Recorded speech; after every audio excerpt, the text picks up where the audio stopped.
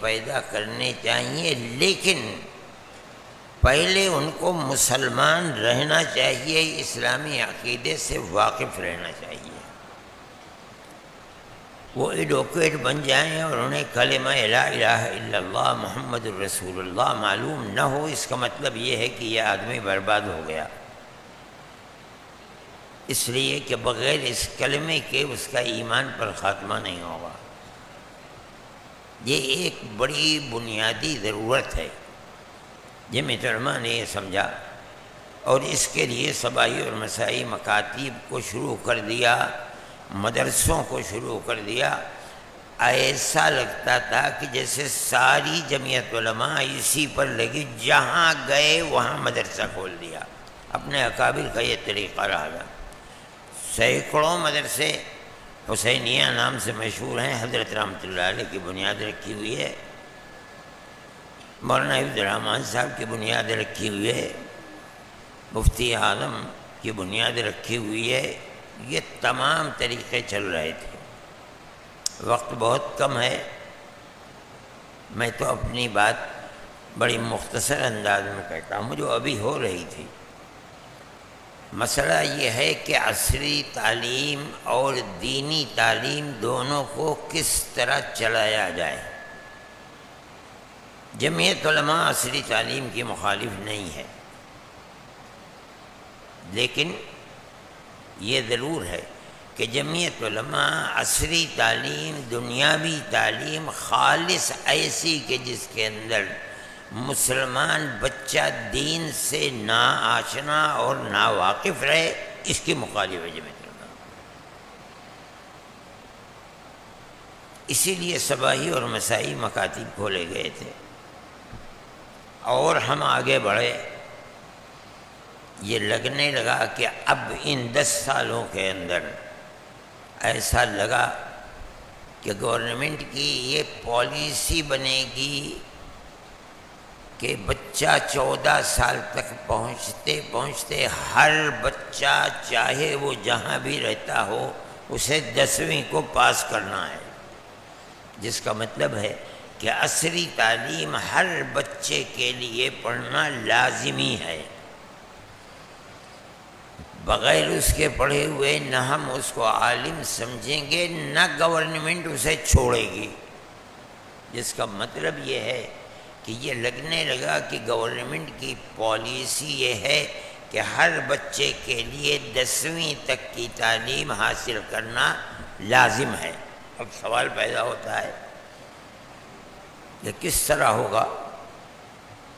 ہمارا اپنا جو ایک نصاب تعلیم ہے وہ قرآن کے حفظ کے بعد 8 سال کا تعلیم ہے دارالعلوم دیوبند، اور اس کے منہج، اس کے طریقے کے اوپر جو لوگ چلتے ہیں انہیں 8 سال تک اپنی تعلیم کو پورا کرنا ہے۔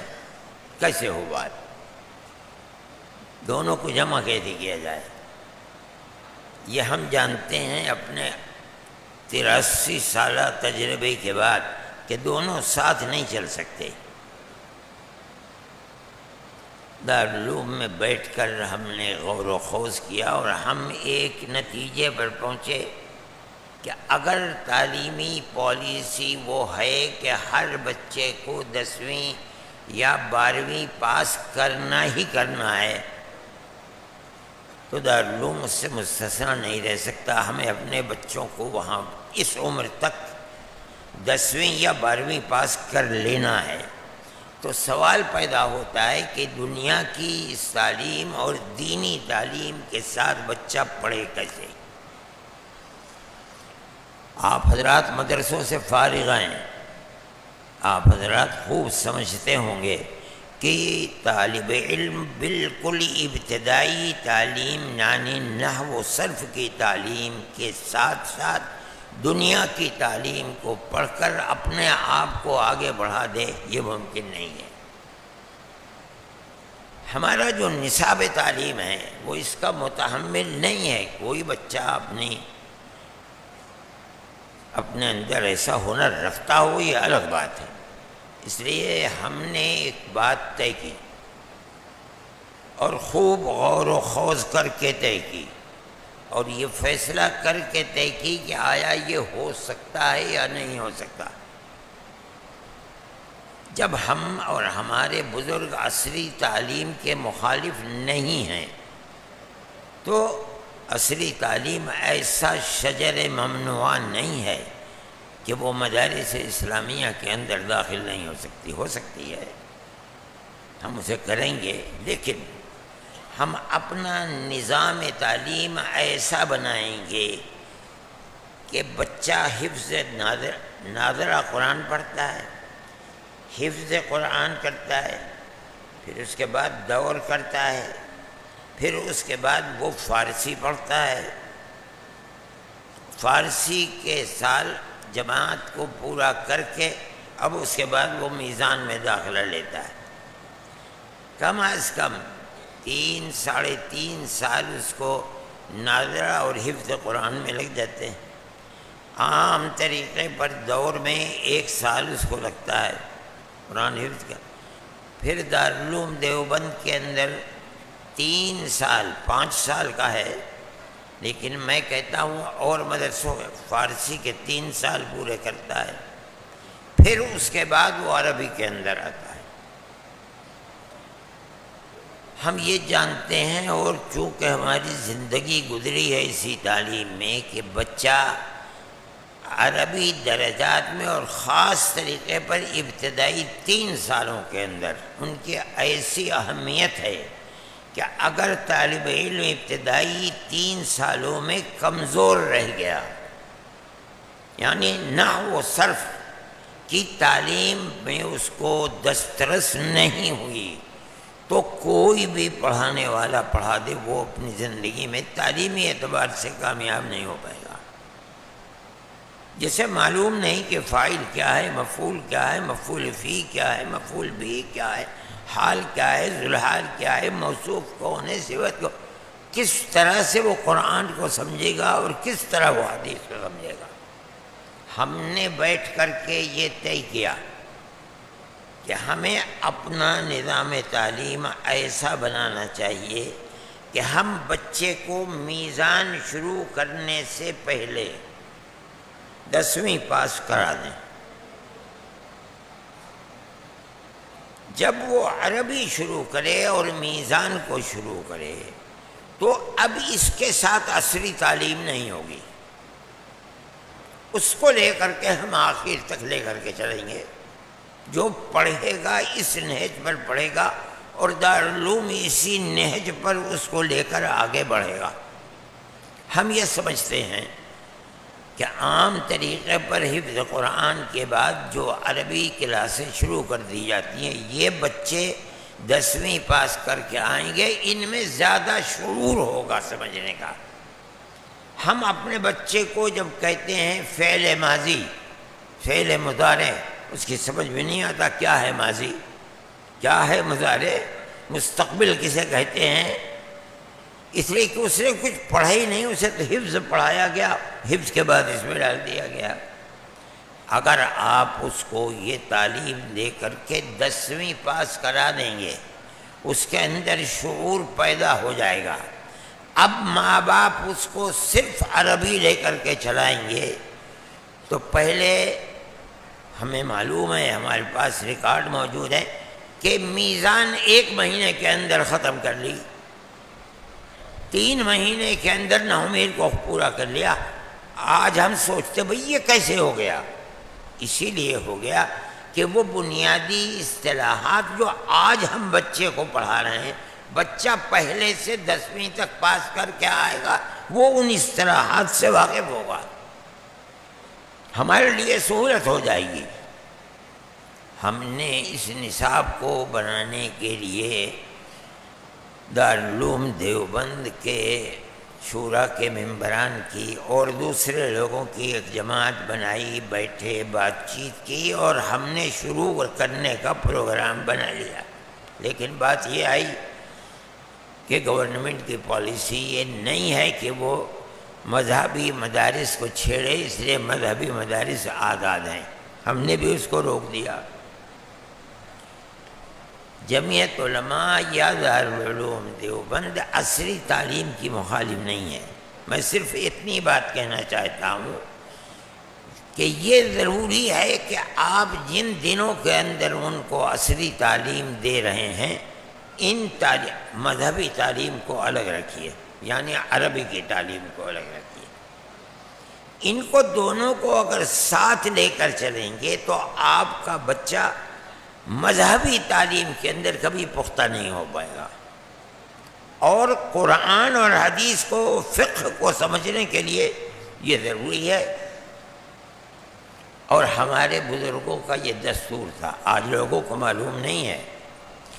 حضرت نانوتوی رحمۃ اللہ علیہ، حضرت گنگوہی رحمۃ اللہ علیہ، یہ دونوں دلی کالج کے پڑھے ہوئے تھے۔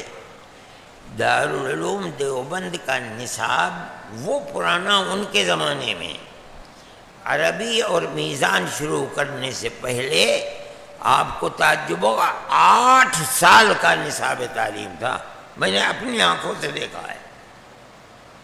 یعنی میزان میں داخل ہونے سے پہلے دارالعلوم دیوبند میں 8 سال کی تعلیم دی جاتی تھی۔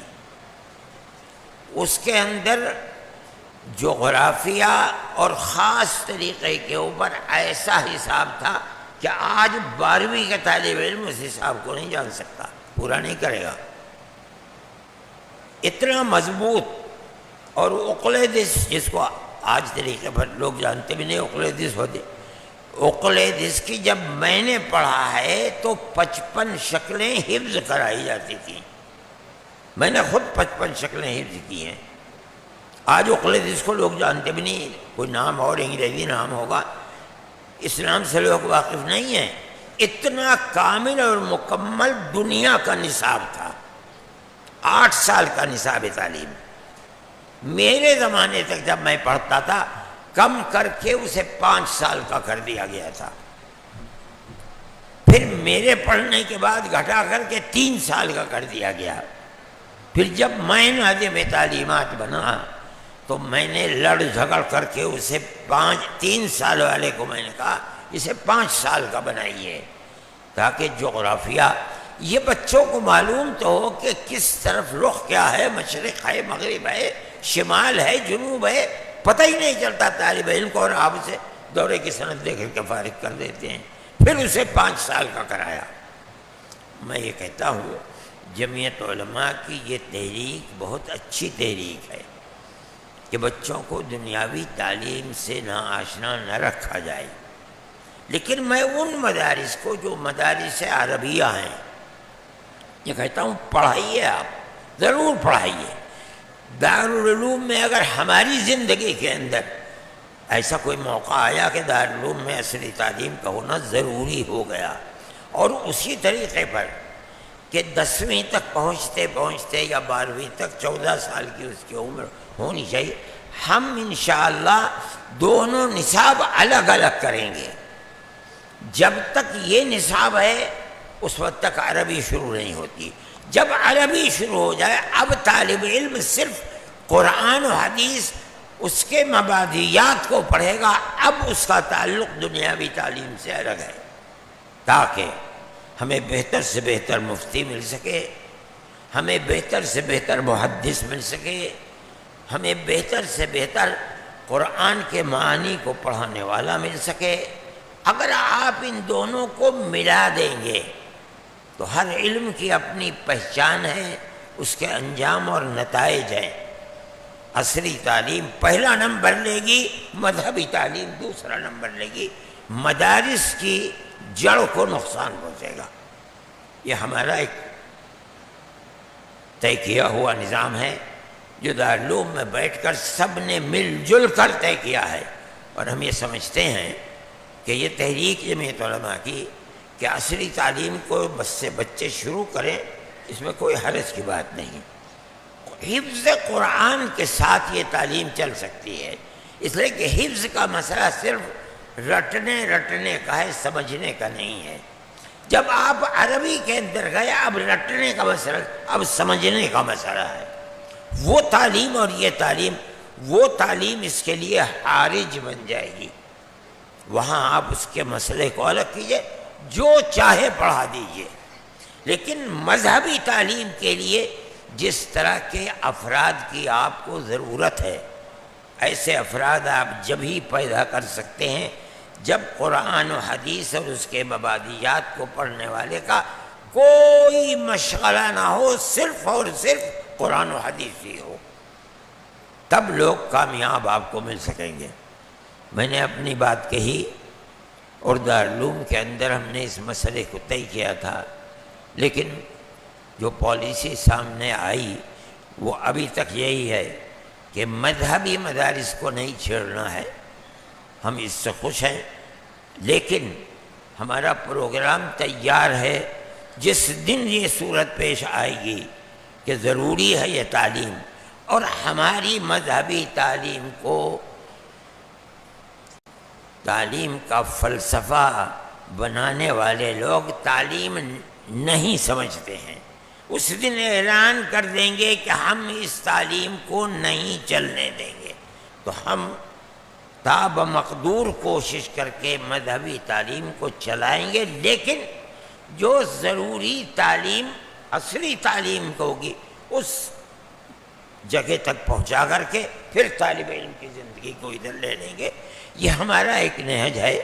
میں یہ سمجھتا ہوں کہ عصری تعلیم کو لے کر کے ساتھ چلنا چاہیے، مگر اپنی تعلیم کی اہمیت کو اپنے ساتھ سامنے رکھا جائے اور اس طریقے پر لے کر چلا جائے کہ مسلمان بچہ مذہبی تعلیم سے نا آشنا نہ رہے اور نہ ہی عصری تعلیم اس کے لیے حارج بن سکے۔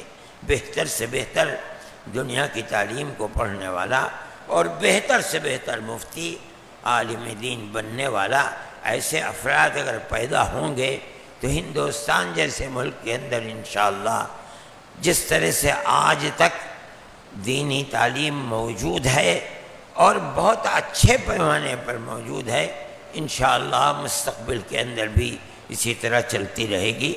میں صدر محترم کا ممنون و مشکور ہوں کہ انہوں نے مجھے دعوت دی اپنے اس اجلاس کے اندر، اور اللہ تعالی جمعیت علماء کو دن دونی رات چوگنی ترقی عطا فرمائے۔ جن حالات میں ملک چل رہا ہے اور جس طرح کی باتیں سامنے آ رہی ہیں مسلمان اور اسلام کے خلاف، یہ گویا کہ اللہ کے دیے ہوئے چلائے ہوئے چراغ کو بجھانا چاہتے ہیں۔ قرآن کا فیصلہ ہے یریدون ان یطفئوا نور اللہ بافواہہم ویأبی اللہ الا ان یتم نورہ۔ اللہ تعالیٰ اس کے اتمام تک پہنچانے والے ہیں، اس لیے ہمیں یہ کوشش کرنی چاہیے، جمعیت علماء کو جو کرنا چاہیے وہ کر رہی ہے کہ مسلمان کے لیے جو چراغ نبی کریم علیہ السلام نے جلایا تھا اسلام کا، قیامت تک اور اسلامی علوم و معارف زندہ رہیں اور زندہ رکھنے والے کام کرتے رہیں۔ میں جمعیت علماء کے صدر محترم کو اور دوسرے اس کے ورکرز کو، آپ سب کو مبارکباد دیتا ہوں، دعا کرتا ہوں کہ اللہ تعالی دین کی جڑوں کو ہندوستان کی سرزمین میں مضبوط سے مضبوط تر کرے، اور جو لوگ ان جڑوں کو کھوکھلا کرنا چاہتے ہیں اور اس کو اپنی کامیابی سمجھتے ہیں، اللہ انہیں خائب و خاسر فرمائے، رسوا فرمائے، ذلیل فرمائے، اور اسلام کے چراغ کو روشن رکھے۔ جمعیت علماء کو دن دونی رات چوگنی ترقی عطا فرمائے۔ وآخر دعوانا ان الحمد للہ رب العالمین۔